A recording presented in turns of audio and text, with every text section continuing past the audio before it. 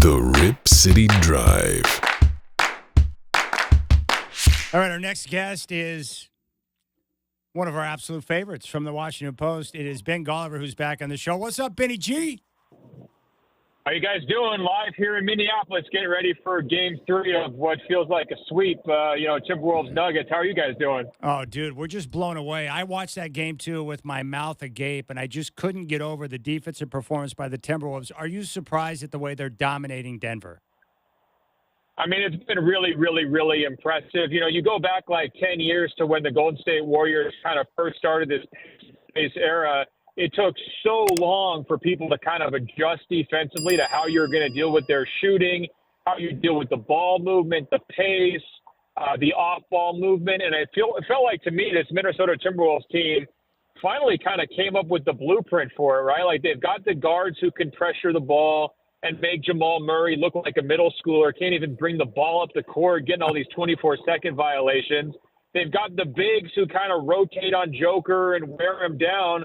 And I think most importantly what they have, it really hasn't gotten enough credit, the defensive wing to cut off Joker's passing lane. So there's not any, backdoor cuts.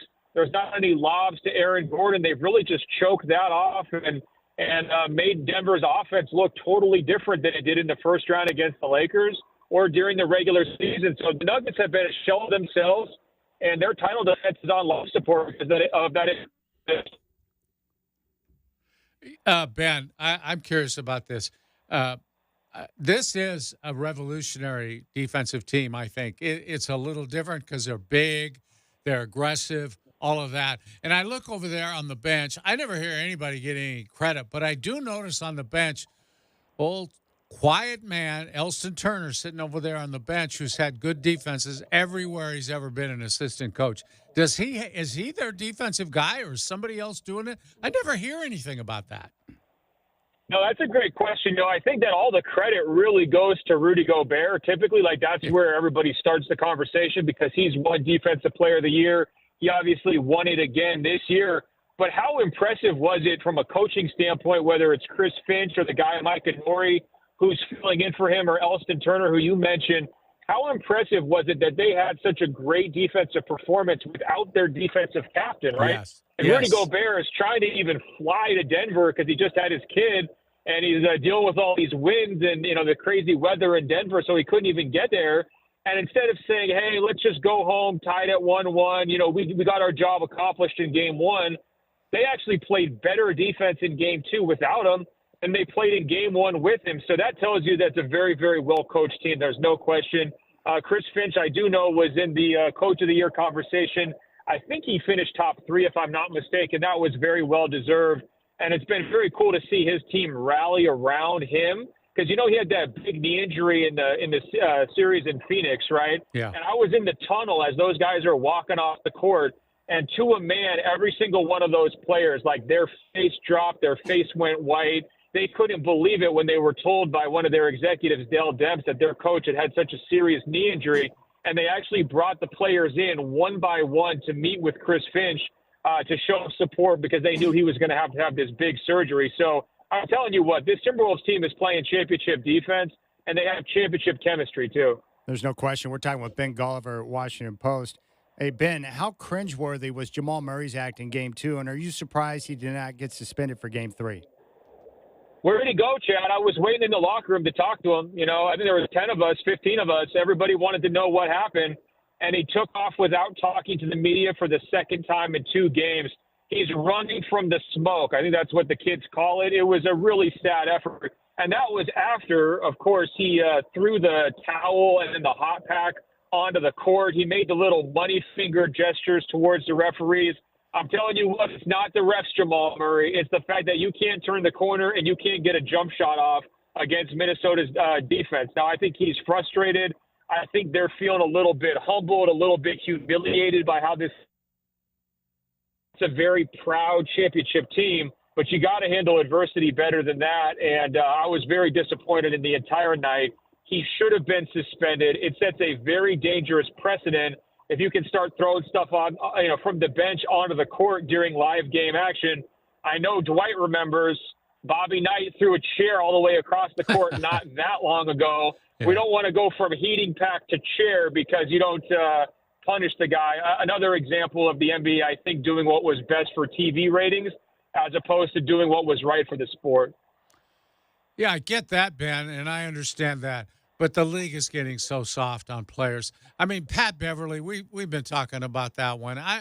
Either one of the things he did, whether it was throw a ball twice at fans or, spurn a reporter because she doesn't subscribe to his podcast, either one of those is a 4-game suspension in my mind. He gets 4 for doing both of them. I mean, I don't understand where this league is going anymore. Well, let's see if he's back in the league too before we get too worked over that one. It's like this Jamal Murray one matters because they're about to play on Friday and he shouldn't be on the court. But I'm with you. It was just a bad scene all the way around. I don't understand why competitive players with plenty of opportunity to compose themselves, at the end of games or after games can't do a better job of keeping their emotions in check. Uncalled for all the way around, no question about it. Hey, Ben, I wanted to ask you about Rick Carlisle's comments about small market teams needing a chance. Do you think it serves the NBA well to have major markets in the finals? Well, I mean, David Stern's old joke was, his dream finals matchup was Lakers versus Lakers, right? Yeah. So, I mean, I think when you say that kind of a comment sticks with you, but that's not really the story of this postseason. The story of this postseason is all these new markets getting a chance. Minnesota, Oklahoma City, Dallas hasn't been going deep all that often recently. Indiana, Cleveland, all in the second round of the playoffs. That's a sea change from all the California teams that we've seen dominating. A major change from, LeBron James, Kevin Durant, and Steph Curry. It's the first year those 3 guys haven't been in the second round since 2005. I mean, that's an eternity, right? So I think Carlisle's just kind of typically playing politics. He's trying to stand up for his guys, maybe hope to swing the series now that it's going back to Indiana. I think the real story of this playoffs is it's a whole new generation. You got a bunch of Generation Z stars. You got all the millennials exiting stage left. And, that's what everybody should be focusing on. I like Rick Carlisle a lot, but he should be working on getting his team to play just a semblance of defense. They haven't played defense all year, and it upsets me. But anyway, go ahead. Dwight, he should be working on his acting skills too. He gets up there on the podium, and I wouldn't say he's exactly a Pacino or De Niro. Like he goes through all of his complaints, and it's like, all right, Rick, we've done this a million times. We've seen it. You're a much better coach than you are an actor, and I'm with you. I mean, Indiana doesn't play any defense. I think it's a series, though, because OG Anunoby going out is a huge blow for the Knicks. That looked like a pretty serious injury. We'll see what comes of it. But I would be nervous if I was a Knicks fan because their roster is really threadbare right now. Yeah, they're running out of players. Hey, I feel like I'm sitting on a big story developing here in Portland, and I don't know what you know about it, Ben, but all of a sudden people are mentioning Chauncey Billups for the Phoenix job, and there's some reason for doing that in terms of, he's got a friendship with Kevin Durant, who was once a teammate of his on a FIBA team. And it's just like maybe he'd be the answer for them. I don't know. It's hard to imagine a guy going from this job to that job, and he's under contract for next year. I've also heard people trying to link him to the Laker job. I don't. What do you think about a guy in his situation?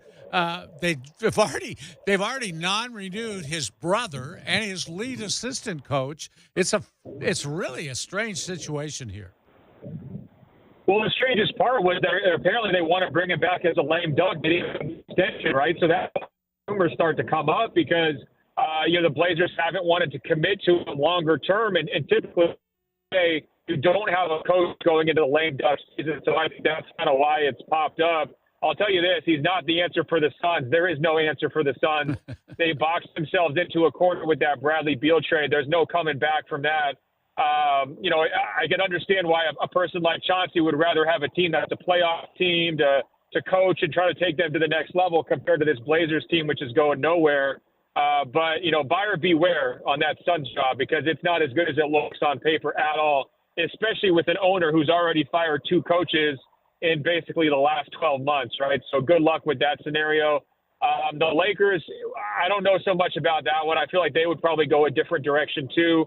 Feels like LeBron wants his podcast host to get a shot. We'll see if that happens.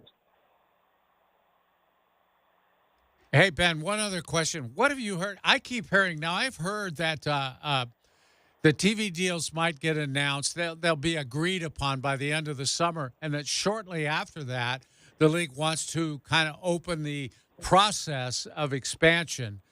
I've also heard that they may ask as much as $7 billion with a B dollars as an expansion fee. Have you heard anything of that nature at all?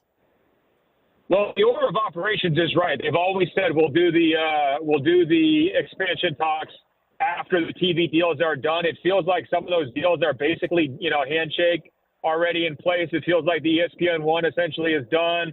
It sounds like Amazon's like working its way into the mix, and then it kind of boils down to, is it going to be Turner still, or is it going to be NBC? And exactly how do they carve that up? So it feels to me like we're getting close because all this has been all be taken care of. Working it for a while. I think there's enough talent to kind of make it work out. The new salary cap system that has more, that's working. You don't see as many super teams, at least successful super teams, as many as you did 5 years ago. So I think the time is right. And the NBA is a hot property right now. I hadn't heard that number, $7 billion, but you've seen some other teams just be sold for more than $2 billion. And if you're trying to take a cut of everybody else's pie, right, which is what happens when there's expansion, you have to pay the premium price. Yeah. All right, you can check him out, Washington Post. Ben Golliver, who's in Minneapolis, getting ready for Game 3, Timberwolves and Nuggets tomorrow night. Hey, Ben, we appreciate the time, man. Enjoy the game. That's going to be a great scene tomorrow night.